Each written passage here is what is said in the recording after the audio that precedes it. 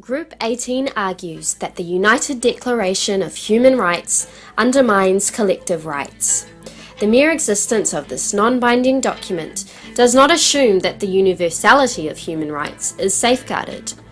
The UDHR was designed to address issues of equality and protection. However, the UDHR focuses on Western ideals and is therefore not necessarily relevant for all groups.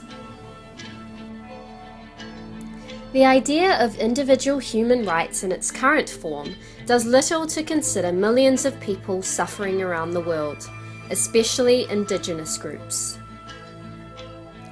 Collective violence caused by climate change threatens basic human rights. For example, collective human rights in Mali are increasingly being overshadowed despite universal expectations for them to be protected.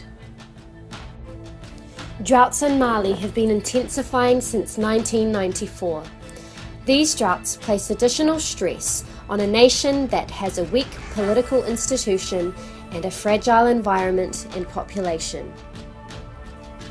This photo is of a man involved in peaceful protesting in China in 1989, where citizens were asking for their right to have a say in the political happenings of their country.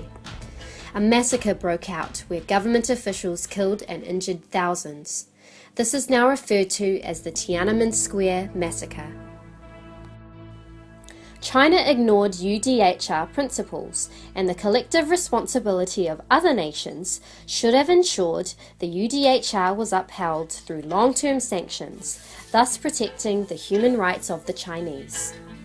Allowing the removal of sanctions after such a short period demonstrates the UDHR's emphasis on Western ideals of us and them, and its lack of ability to be a relevant and living document with the capacity to reprimand those who do not protect collective human rights.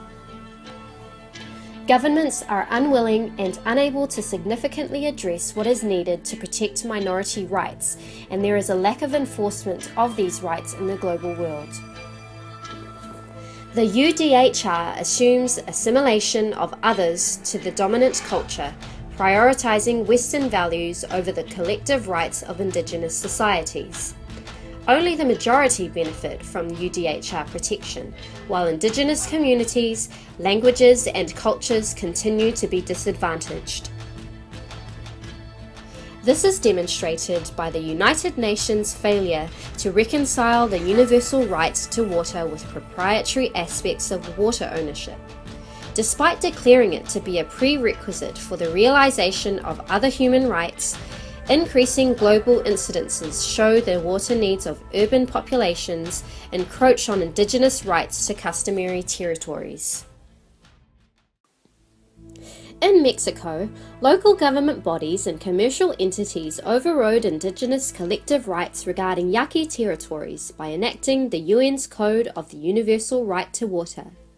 Despite water being a universal right, only the majority benefit, while indigenous societies seem to have little protection under the UDHR.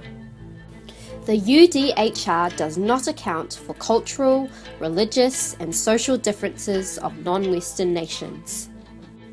In conclusion, these examples support our group's argument that the UDHR focus on Western priorities has produced an ideal model rather than an effective tool for the protection of global human rights, and demonstrates how the UDHR undermines collective rights.